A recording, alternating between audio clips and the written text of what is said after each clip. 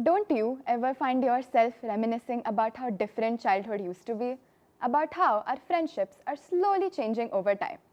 How often were you told by your parents that you would never experience a childhood quite like theirs? And honestly, they're not wrong.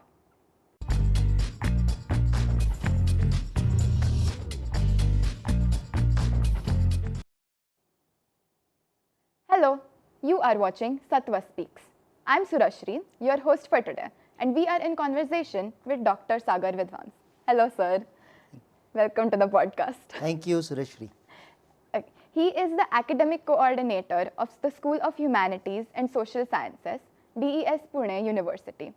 He is also an assistant professor of psychology with 16 years of experience and a PhD in art-based interventions. Today, we are discussing intimacy and connection in the digital era. At its core, intimacy isn't only about romance and physical closeness, it's about emotional connection. While growing up, friendships were usually based on how close we lived to one another. Proximity mattered a lot. Now, friendships are based on how often we text, share reels, and talk online.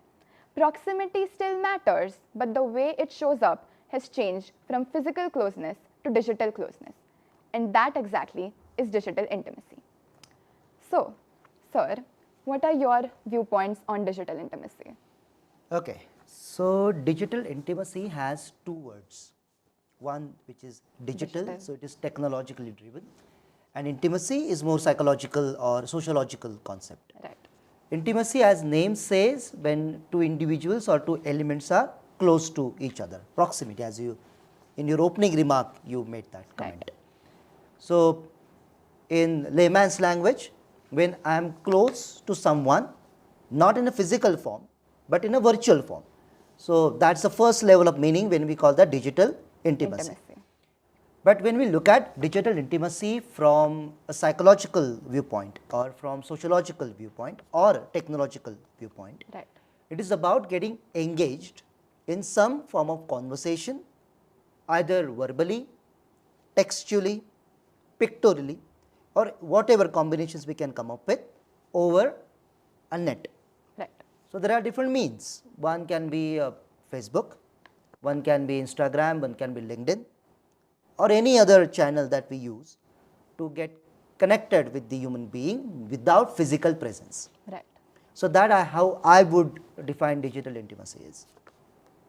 So, humans are social beings. Yes. Why are relationships so important for human existence? Now, you actually answered your own question Right. in one word, that we are social human beings, so we need relationships.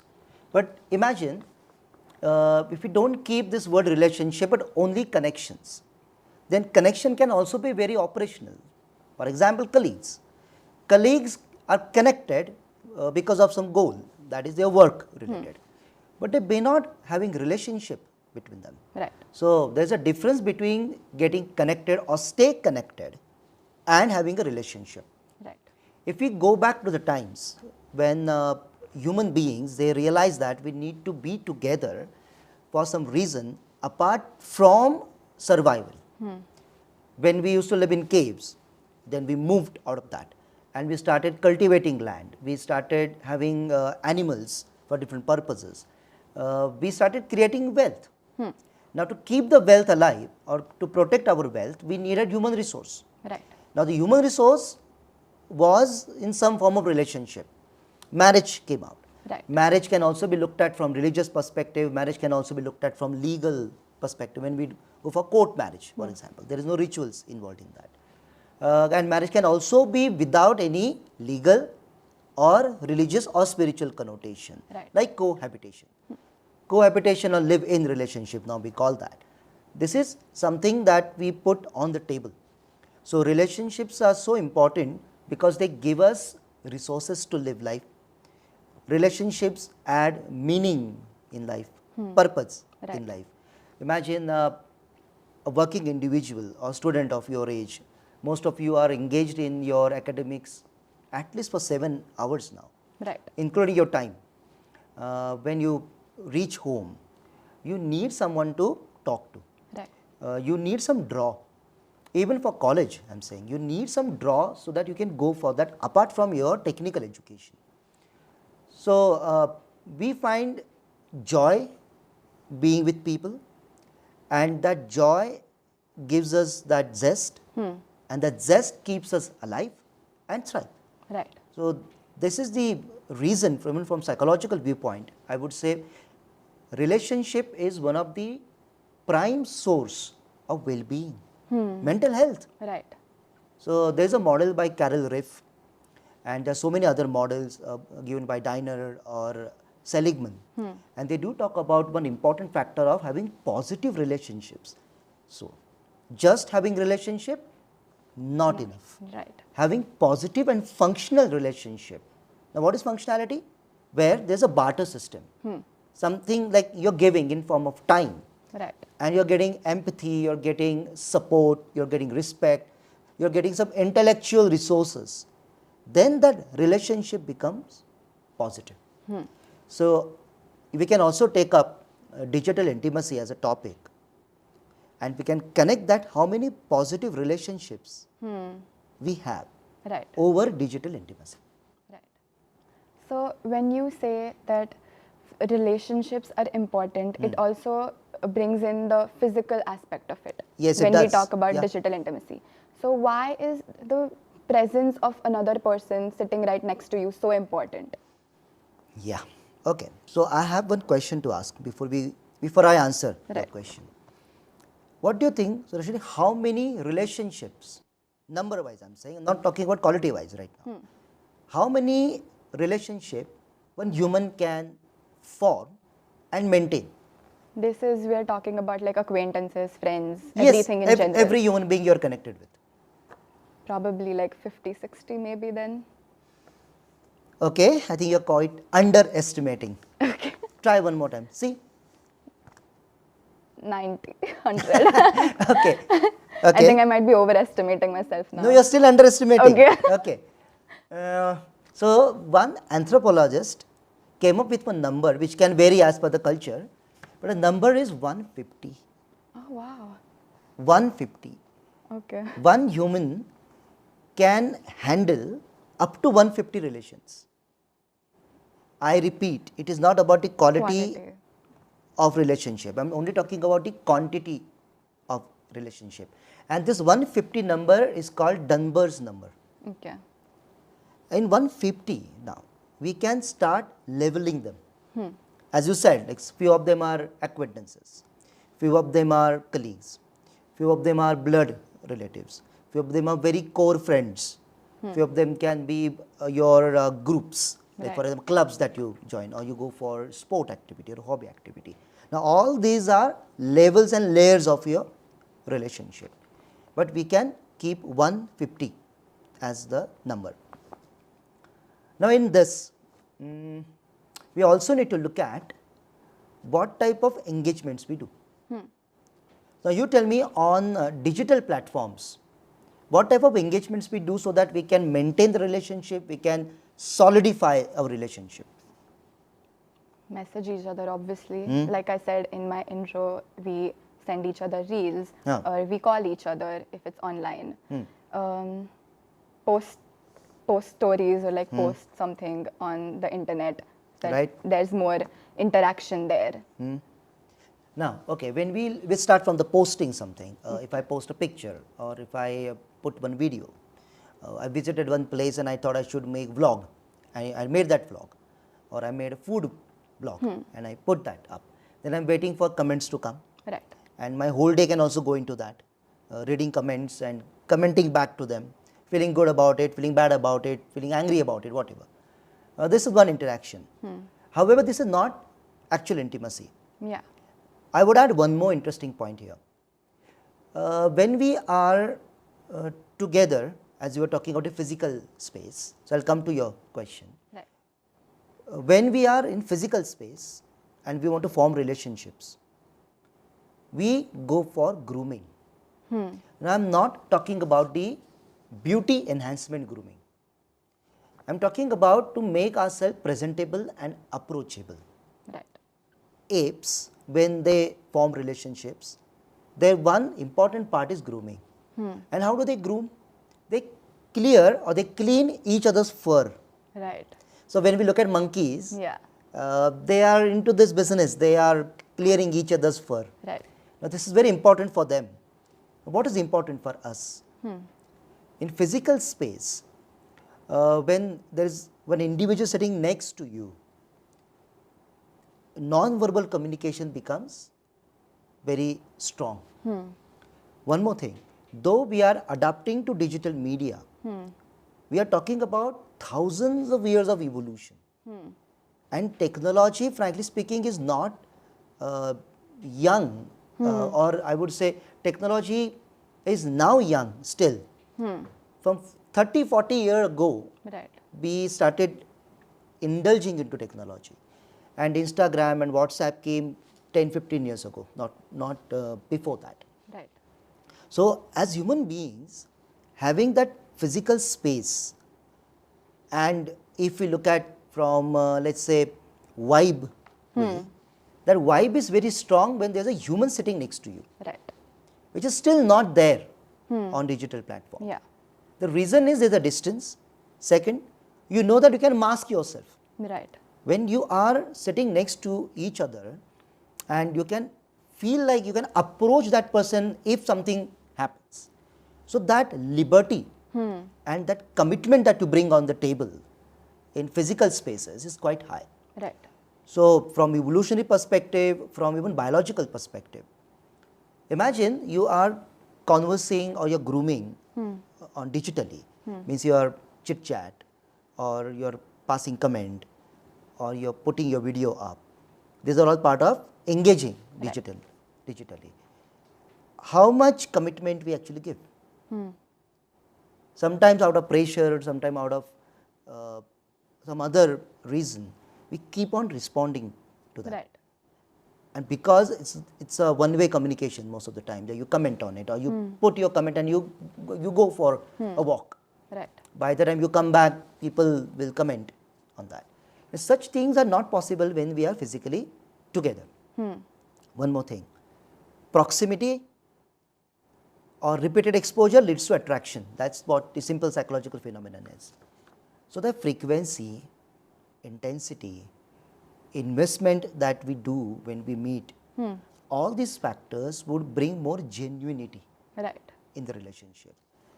And genuinity is the base of any long-term relationship. So this is one important reason why it is absolutely pivotal, paramount to have person next to you. So that's the like an elaborative reason why we should try to be with people physically too. Right. I repeat, physically too. Means you can also be close Through online means. through online media. Right. In 2020, when COVID hit, that was, I think, a turning point when all of us looked to digital or social platforms as the only means to like talk to each other, converse with each other. Right. And since it has ended, I don't think people have gone back to their normal routines of conversing normally. I think in all of that chaos, somewhere digital media or digital intimacy connection shifted from supplementary to primary means. The lines have been blurred of what interaction looks like in real life. What do you think? Okay, there is some grain of truth what you are saying. COVID was unprecedented times. We as humanity, we were not ready for such disaster to come. Most of us, we did not go through any war. After World War II, there was no big exception of Vietnam or any other war. Most of us, we had very structured life where we used to meet people. This question demands quite an explanation and elaborative answer. I'll try to be as concise as I can. When we say blur boundaries, there's a possibility of being very convenient about it. Right. And that convenience, the same point which I was making earlier, that convenience can dampen your genuinity. Because it is very easy to send a smiley or emoji. Right. and close the conversation. COVID times and digital intimacy, I would say great. Rather, I would say digital intimacy saved us to a large extent Right. when there was no scope to be physically together. And we were worried about the well-being of our close ones. Digital intimacy made this whole thing possible through video calls, Right. through helplines, through different videos. Even entertainment was a big, I would say, solace. We could find solace in that Right. entertainment era in COVID times. So when there is something like unprecedented times, digital intimacy, it's a boon. But as you rightly said, we are still living like we are in COVID only for this. I have big problem with that, because other things we are still doing the way we used to be. True. We did not learn how to keep ourselves more hygienic. We Right. are going back to the old habits. But this habit I think we should change now. Yeah. Which one? Being more online Online. and less meeting people. Right. So blur boundaries or keeping us online all the time. I would ask you, because you come from that age where online or digital intimacy is more prevalent, Right. what drive you all to be more online and less offline? It's about how you can you are basically in your comfort zone when you are online. You can be who you are, you can be whatever you want to be. After a point, this is what I have realized, this is what I've seen in many people. After a point, their social battery runs out. The way they want to, how much time they can spend with other people has decreased. Huh. So it becomes easier to talk online, because then you can go away whenever you want, come back whenever you want, continue the Precisely. conversation whenever you want. It's Precisely. convenient. You know, there is one term called ambient awareness in digital intimacy only.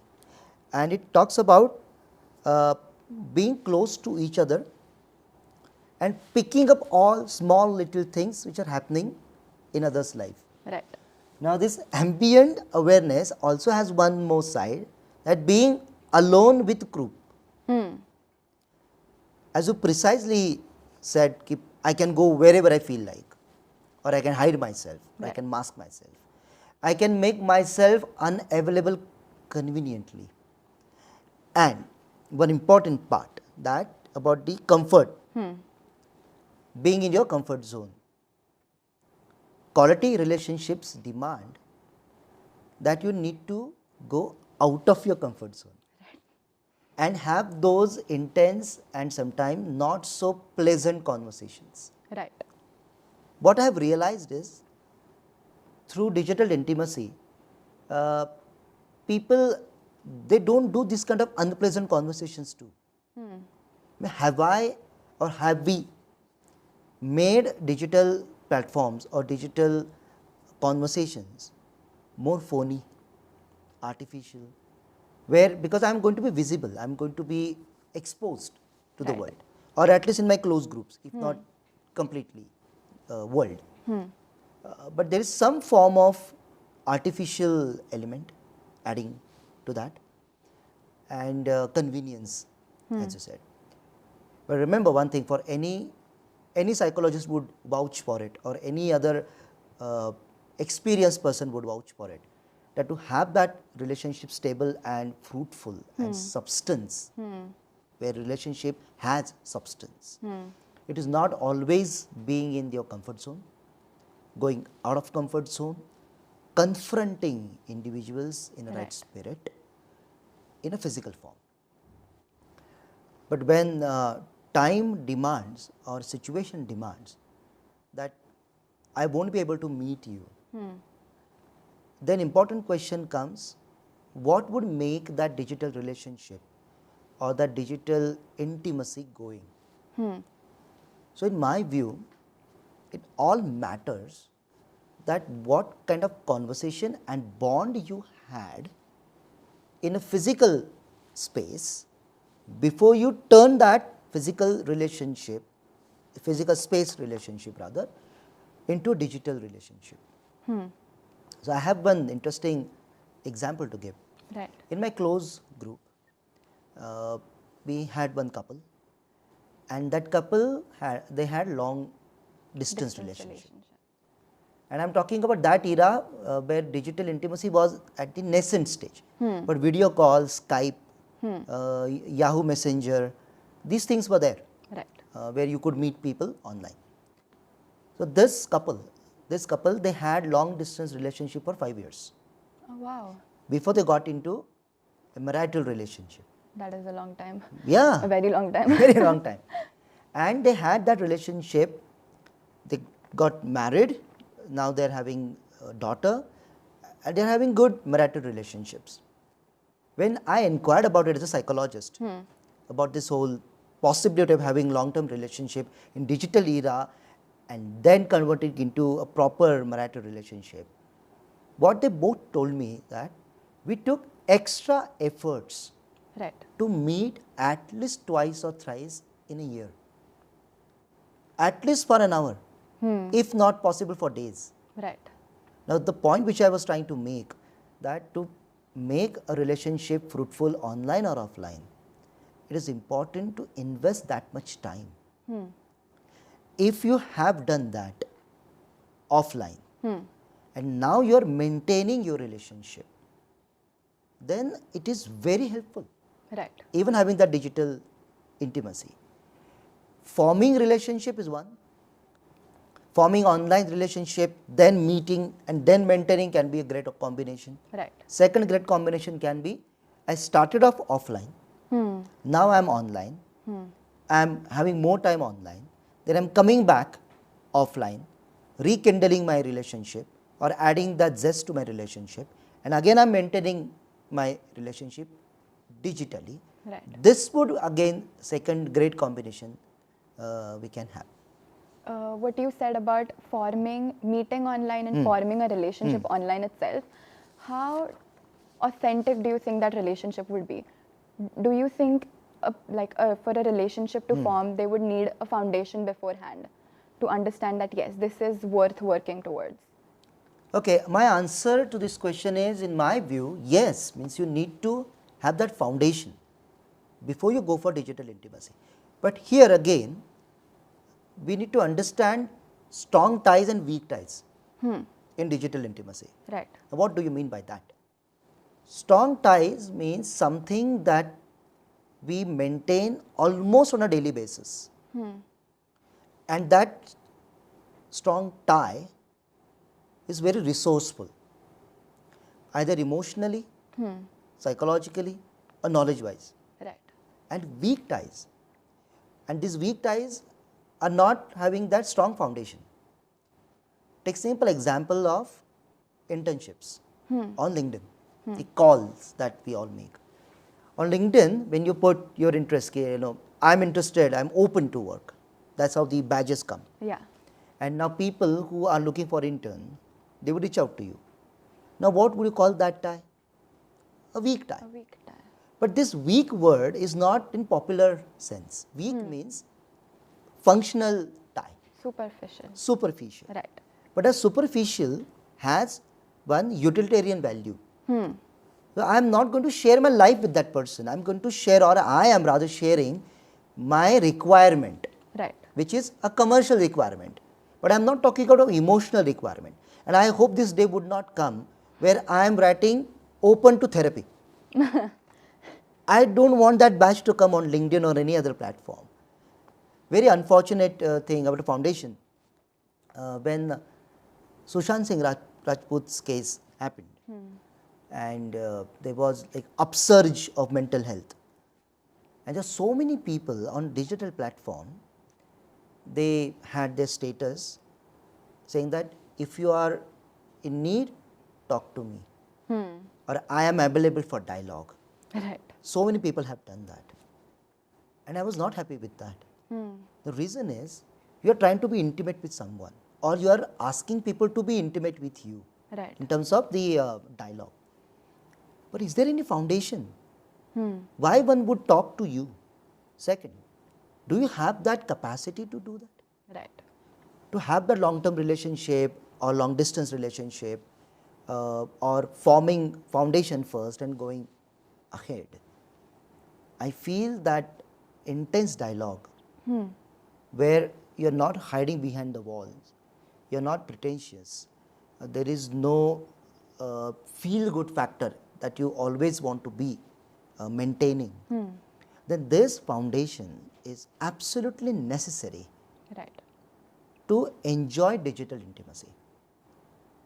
So yes, I would recommend before you form any digital intimacy where you are showing your vulnerability, where you are venting it out, we are reaching out for some help or there is a cry of help. We need to be very cautious about what foundation we are setting. Right. Even about what you said, people putting stories up, they don't take into consideration if they are capable of doing what they're doing. They don't think about the consequences that if they give out the wrong advice, it might not work out. Yeah. And if it's digitally, then you can't even control how the other person reacts to what you're saying. Precisely. So that the consequences of your actions are like basically not there. And if there is any consequence, I can always disown that. Right. I can delete that video. True. But that whatever video that I have deleted, people have already got touched by that. And one more thing, there's one, so this is not directly connected, but there's one concept called de-individuation in psychology. It is about group behavior. Right. So de-individuation means you almost lose your identity when you are with a group. Right. If we consider digital platform as a group of people, not knowing each other frankly speaking, but as one community, Right. there's a possibility that I lose my own individuality. And when you lose your own individuality in such context, I'm not talking about in spiritual context, in such context, there's a possibility of more aggressive or reckless act. And this reckless act can lead to disaster. Right. So when we are maintaining digital intimacy, which is very helpful, as I already mentioned that during COVID time we could survive, our emotional needs got satisfied because of we were connected over phone call or over different platforms. So there is nothing wrong with having digital intimacy, but you also mentioned about the boundaries and getting boundaries blurred. Yeah. If you could maintain these precautions, if you take these kind of precautions, we can go big with Right. this. There was, since we are so dependent on digital media, would you say digital intimacy is really intimacy? I would say yes. Okay. It is. It is, no doubt about it. Coming back to our earlier discussion, when I have a foundation, now I can't meet my friends or I can't meet my spouse or I can't meet my colleagues and I still want to be with them, then what option do I have? Right. I have now an option that is getting connected over digital platforms. So yes, digital intimacy is one of the form and strong form to have intimacy. So my answer is positive in this case. And we all know that we can't take now technology out of our life or equation. Right. So when you cannot control the storm, ride the storm. What else you can do? True. But while riding the storm, we should also remember that storm come and go. So we should not get acquainted with that to the level that we are replacing digital intimacy with real intimacy. Right. So my answer is very positive towards this. Talking about replacing digital intimacy, I knew this friend whose entire social life was based online.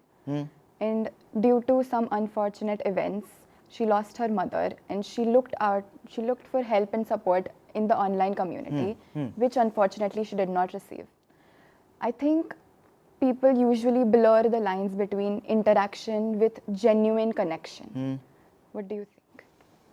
Okay, I think this particular incident is very dark in the sense it is about the trauma handling. Right now, we also have something like chatbots Right. where people interact I think few of my students also told me that people interact with Chat GPT Yes. and they make that Chat GPT as their therapist. Therapist, friend, boyfriend, anything. I don't know, like, is there any paucity of human beings? No, right? We have, at India, we have quite populated country. So we can find good amount of people we can Yeah. hang out with. Anyways, so why she could not get genuine contact? Because I would say two reasons are there. One reason is we're still not ready for such online support. Right. We still, and means if I go to the depth of it, we are not ready for support anyways in terms of such demise or such grief. Right. Now, why this is so? Because fabric of our society has changed. Nuclear families, not having grandparents in the house, or even neighboring. You tell me what type of neighbor now you have, or how many neighbors you are interacting with. I am blessed in that situation. Good. My best friend lives next to me, so. Good. I'm happy to hear Yeah. that. But now, having very close apartments or one floor, one flat, now we are living in silos. Yes. Now, when we are living in silos and we are reaching out to people, it is difficult. And the genuine contact, as you were talking about, that's the point. Like on digital platform, there is no prerequisite. You just need a technology for that.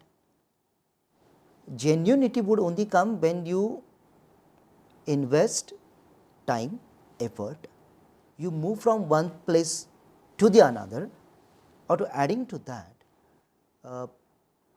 why I would not go to a person who is next to me or go on technology? So is there any possibility that I don't have that guts nor skills or approach to be vulnerable in front of other? Is there any chance of getting judged, which I can completely rule out, or if not completely rule out, but can I taper that down, that judgmentality over digital platform? Because I can put my own pain as someone else's pain, Right. and I am looking for answers, and I am getting those answers. So we are not so much mature, in my view, to have such online conversations, Right. which is quite there, prevalent in different civilizations, especially Western civilizations. One more thing, in Asian civilization, where we still call ourselves more collectivist rather than individualistic, such appeals are not going to looked at from very positive sense. If we come to your age, or if we leave millennials aside, then it's a different ball game, because the current generation grew up with technology. So for them, being online is as good as being offline. Right. That cry will get more hearing, which is not there in millennials. So the barrier that digital platform creates, that barrier is still there. That's why I think not getting help is quite, I think it's quite natural in such cases. Right. From our conversation earlier, I can gather that you have a positive approach towards digital intimacy, Yeah. but you are still somewhere rooting for the physical presence. I do. If I may play the devil's advocate here, I know that my generation still has a very soft spot for digital intimacy. Can you give us one strong reason as to why physical presence matters more? I have a huge reason to give. Right, of course. Okay, let's imagine you had very rough day, very, very rough day, to that extent that you could not even utter a word.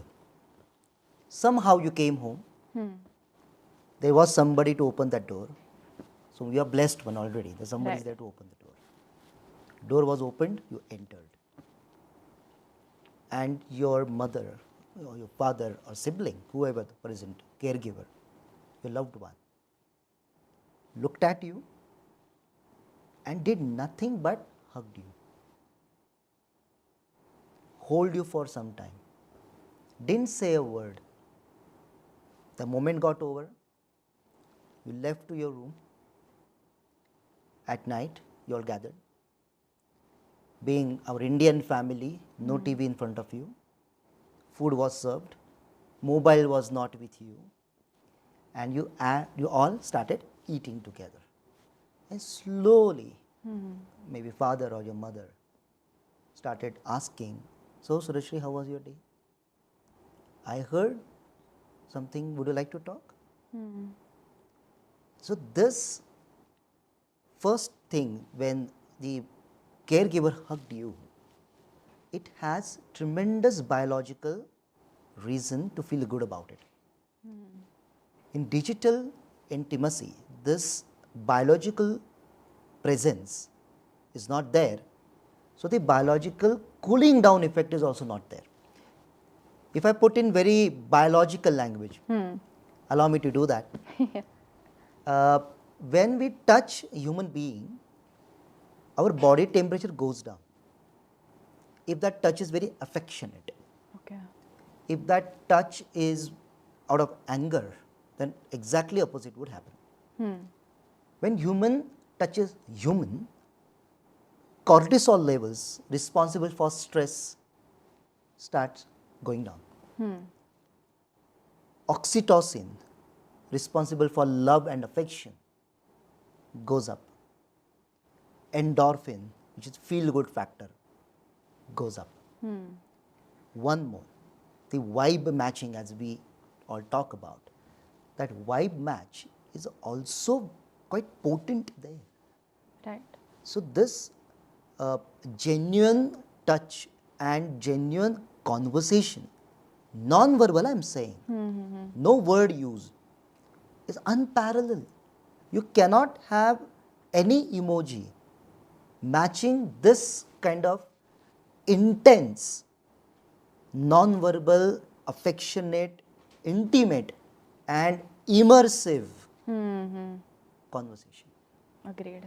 So in my view, this is the biggest reason why we need to draw the boundary between the digital intimacy and the real intimacy in physical space, Right. where human is there and you are also there with them. Right. I have also heard that because this physical space is lacking, or there is no avenue, or people are not taking enough effort to be with each other because of convenience, as you were saying, that convenience and comfort zone. Few school children, either they were in creche or they were at their own home, and there was nobody to talk to. They started interacting with ChatGPT, as you also mentioned about making them some person, Right. or personifying that ChatGPT. So they also did that, and they ended up giving their vulnerable areas. And this is about children we are talking about. We are talking about minors. We are talking about immature beings. Right. You can imagine how much affection and how much physical space is required for their upbringing and their grooming.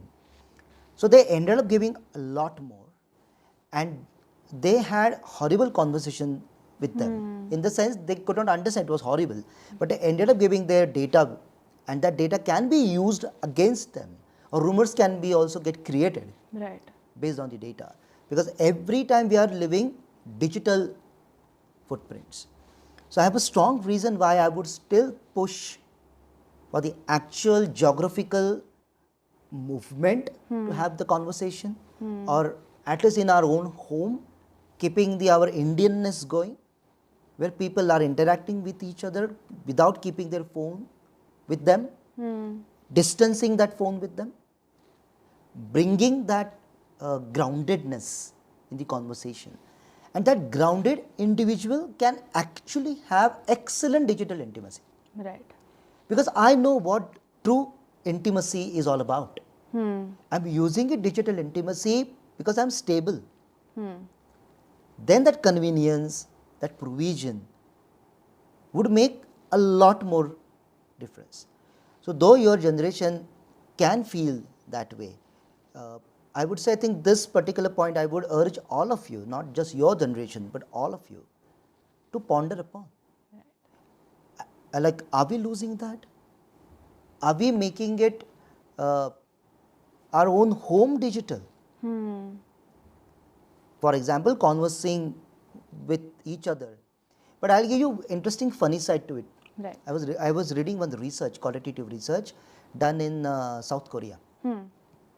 And few participants, they very beautiful, they said that I always wanted to communicate that how much I love my mother, but I couldn't do that. Wow. So what do? Every day, and this is something interesting, like my mother is next to me, maybe either in my own room or she is in her own bedroom and I am in my own room. I'm sending certain intense messages to show that how much I love my mother. Right. And I'm not talking about that whatever all our family groups have, that good morning flowers. I'm not talking about that. They're quite annoying in my view. They are. But I'm talking about intense conversations.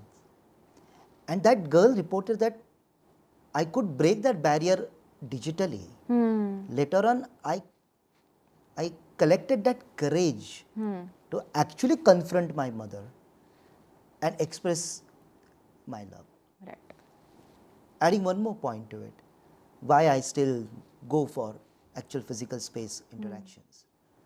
That on digital platform, confrontation is on the lower side. And you can stop that confrontation by just putting your camera off or putting the comment section off. Right. And people have also reported that when there is online presence, because it is still a plastic presence, it is not very authentic presence, people are more casual rather than confrontative. And when we are looking for intimacy, it is always not going to be very pink and rosy every now and then. There is a possibility of strong confrontation where ugly emotions would come out. Are we trying to create a world where ugly emotions are dodged? Because I am consuming, now one more thing, I am not consuming physical space interaction. I am building it. Right. On digital intimacy, there is a possibility of consuming that relationship. And whenever you go for consumption, we always go for best consumption. Right. You always want to buy the best product. And you don't want buyer's remorse either. So are we creating that kind of phony, superficial interaction over digital platform? So to have that groundedness, to have that calmness, I would still go for more physical space intimacy. Right. And I can use digital intimacy to maintain this close relationship if there is a time demand. Right. So this is, I think, my view, this is the strong reason I would give. Talking about vulnerability, how you said about children talking to ChatGPT or like people online, it's not even just children who fall to this vulnerability. It's also young adults, it's also adults. It's on dating apps when you catfish people, that's the new term for it. You pretend to be someone you're not because it's easier for you, or you get catfished by someone and you fall for someone who does not exist. And that is something that is that stands out probably to our generation more now. Yeah, the catfish, Catfishing. new terms are coming up. So if we go to the pitfalls, I've already started talking about it, but if we go to the pitfall of digital intimacy, then being vulnerable, showing that vulnerability, venting it out, Right. because there are so many individuals without confrontation listening to you. So that one big pitfall. Second big pitfall is that people are also getting less inhibited about their sexuality. It's a big concern. Showing something which you are not, or luring people, being less inhibited about sexuality, creating one very dream-like picture. It's quite dangerous. If I give one very interesting example, not on digital intimacy though, but parallel to that, I was happened to watch one Korean drama called True Beauty. Right. And I was happened to be my family members, they were doing that, and I had very stereotypical thinking, I won't do it. But somehow that episode caught my attention and I started liking it. So I finished the entire series of True Beauty. Amazing. And then I realized it's a big burning topic. The protagonist is trying to be someone that she is not. She is a good human being. In my view, she is a good looking human being because she is genuine when she is not putting up that makeup on. Right. And she is trying to be someone. And the whole school bullies her when truth comes out. Okay. And everything. So that actually caught my attention. Are we doing the similar thing on digital platforms? So yes, we are. We are using filters, the Snapchat, big problem. Right. We are altering our face, we are altering our color, tone, what we are not. And then what you said, catfish. I think we are inviting that. So pitfall is that like we are more vulnerable when we are not actually. Second, pretense or pretentious behavior can be more, and we can lose the connect of who we are in true sense. Being more venting out online on digital platforms, sexually not so inhibitant about it. So giving up lot more messages or giving wrong signals to wrong people, and they can either catfish us or they can take undue advantage of our vulnerability. So all these are quite strong pitfalls that we can understand, and we can, of course, we can control it. Right. So today's conversation has really opened my eyes, and it has explained it to me that intimacy isn't lost in today's era. It's just how unconsciously we use it. It's the technology, and it's not even completely the technology's fault. It's how subconsciously our mind just completely goes towards the digital intimacy, or like how we can hide from certain things that we want to. So it's really more about how choosing connection over convenience and people over screens is what sustains relationships. True, absolutely. You got it. Right. That's all for today's episode. A huge thank you to Sagar sir for joining in and sharing your perspectives so openly. It has given us a lot to think about, I'm very sure. Thank you so much, Sureshri. And I had great time. By the way, this is my first podcast, so I'm very, very happy. And I'm looking forward to have more podcasts from Satva Speaks, and all the best to all of you. Thank you so much. Thank you. To our listeners, thank you for joining in, and we hope to see you in the next episode. Bye. Handshake. Vidwans. Hello, sir. Welcome Hello. to the podcast. Thank you for having me. It's our pleasure. He is the academic co-ard.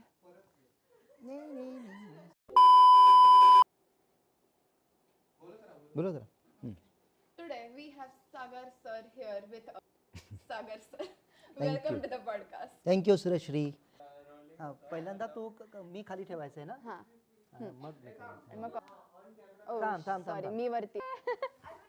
यार, चुकत. ये